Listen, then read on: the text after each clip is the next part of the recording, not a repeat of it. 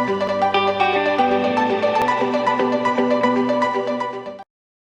Shiny viewers, I am DS, a psychologist, and welcome to another episode on General NITT. So a few episodes ago, we talked about the ENFJ FeNe loop. So today we're going to talk about the ESFJ's FeNe loop.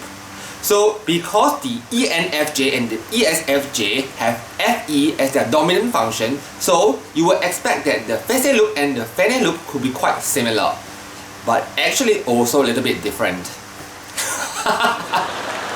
Okay, before we start, this is the cognitive stack of the ESFJ.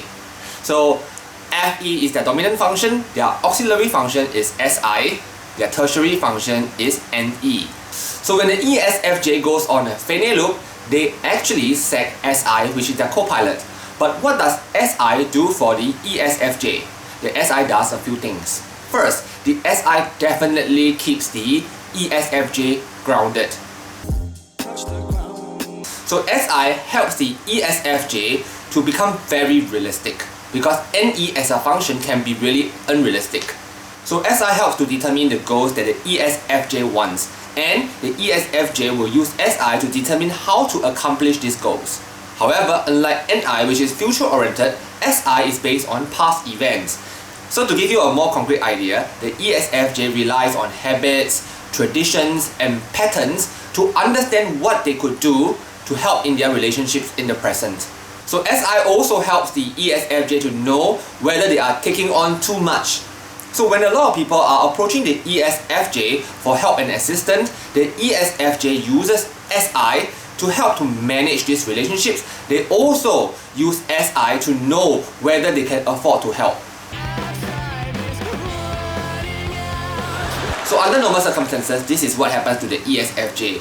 If someone needs help or wants to ask the ESFJ out, the ESFJ will think of the calendar that he has or the schedule that he has. Okay, 7:30 today I have this going on, 9:30 I have this going on. Can I slot you in? If I have to slot you in, then I have to mentally change some things, right? Maybe not. Can we do it tomorrow? So SI helps the ESFJ in this regard. However, when SI is set, things become different. Now, the ESFJ is going to spread themselves thin. Hey, you want to meet at this time? I think I can slot you in.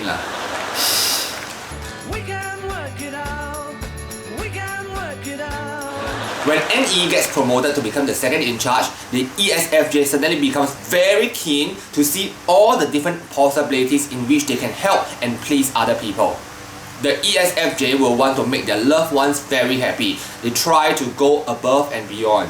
Now, when the ESFJ loses SI, they start to push themselves too hard so as not to disappoint others.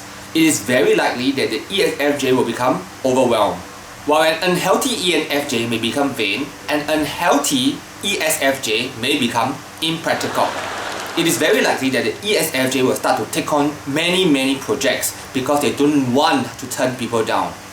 Actually, they don't even know how to turn people down. They just want to please everyone. They think they are Superman or Superwoman. Usually, with an increase in external demands, the ESFJ may be able to handle this in the short run, so they can take in more things in the short run. However, they are definitely not Iron Man, Iron Ladies, right? Soon, they will crumble, and this is when they will feel overwhelmed. Generally, a healthy ESFJ does not like and does not want to fail others. This becomes worse when the ESFJ becomes unhealthy. They may become so stuck in helping other people because they can't reject other people. They may become emotionally exhausted. So what can an ESFJ in a FeNe loop do to get out of this loop? First, they must start to focus on re-establishing habits that they used to have. So the old habits that they have will give them a sense of comfort. This comfort and understanding that they are getting from the habits are itself grounding. The ESFJ needs to be grounded because when SI is set, they are totally not grounded. So the solution for the ESFJ in a loop is really very simple. Focus on past methods that you are really very comfortable with. Continue to do what you used to do in the past. This can also help you to become more practical. You will start to realize that hey, there are some things that you cannot do because there's just not enough time, not enough resources, and not enough you. Know how to reject, and then slowly but surely you will have your SI come back and you become healthy again. So I hope that this episode has helped you to understand the ESFJ better, especially in identifying the ESFJ in a unhealthy loop, which is the FeNe loop.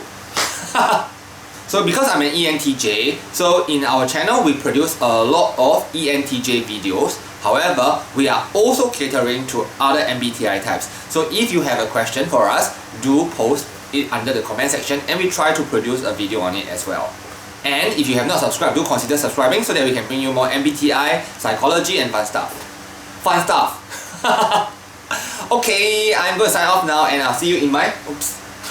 Okay, I'm going to sign off now and I'll see you in my next episode. Goodbye!